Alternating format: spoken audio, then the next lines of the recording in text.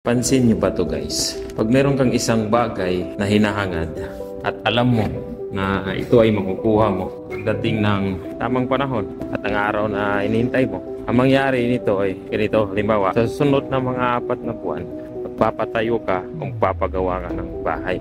Ang perang inaasahan mo na ipapatayo ng bahay mo susunod na mga 4 na buwan, halimbawa galing siya sa negosyo o galing siya sa trabaho. Kung sa trabaho naman, minsan may mga ganitong pangyayari. Lalabas ang mga iba't ibang hindi inaasahang mga challenges. Halimbawa, sa trabaho mo, parang may lilitaw na misunderstanding sa kapwa katrabaho mo, sa amo mo.